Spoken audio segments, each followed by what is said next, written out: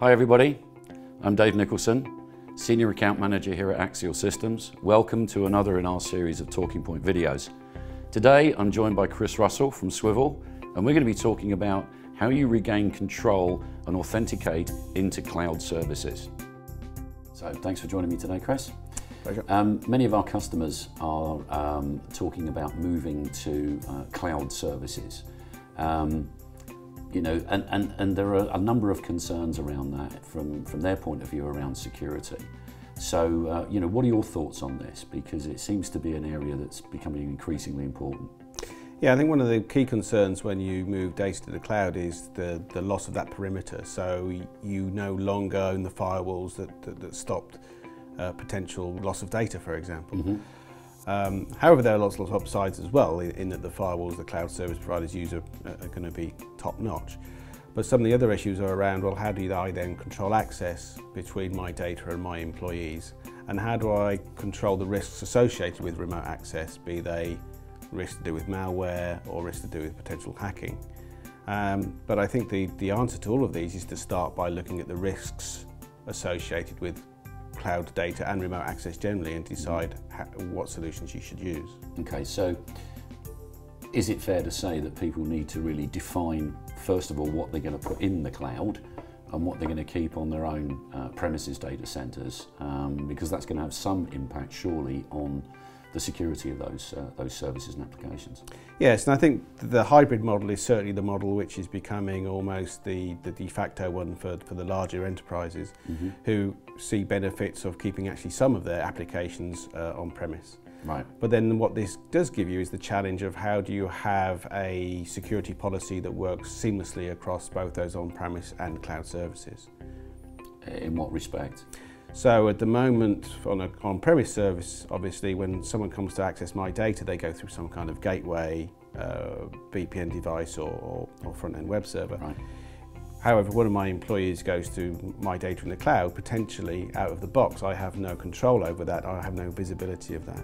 Yeah, because there's a sort of standard ubiquitous way of accessing the cloud services that are not necessarily in line with your normal security policies, right? Exactly, and so for example, many cloud services will come with a sort of username password based authentication out of the box, which may be appropriate under certain circumstances, but almost certainly will not be appropriate under other circumstances.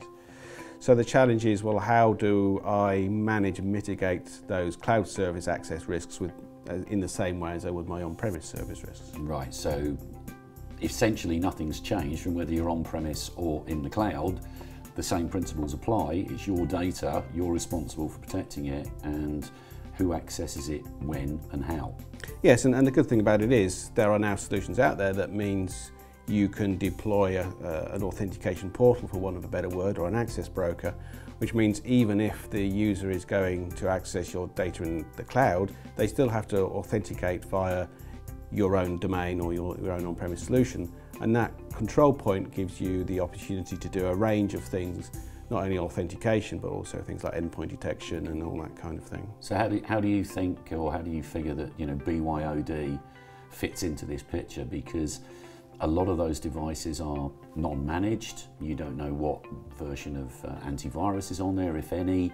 How do you cope with that in allowing those things access to, say, cloud services? Well, again, this is why this touch point with the organisation is so important and so valuable, because it means you can mitigate against those risks. And it's always about looking at the risks and what you should do about them. So if you allow bring your own device and you allow unmanaged devices, the way to mitigate those risks is potentially to step up the level of authentication that those devices require before they can access the cloud data. And you can use those same policies for your on-premise applications as well, because BYOD also impacts on on-premise applications as well as cloud. So you make the authentication mechanism adaptive depending on who they are, what they're accessing, what they're using as the device, where they are in the world, for example. To cope with those things. Yes, and it's very much that's again a mitigating factor to the fact that you as an organisation, by going down the bring your own device route or going down the cloud services route, you've lost some elements of the control you had before.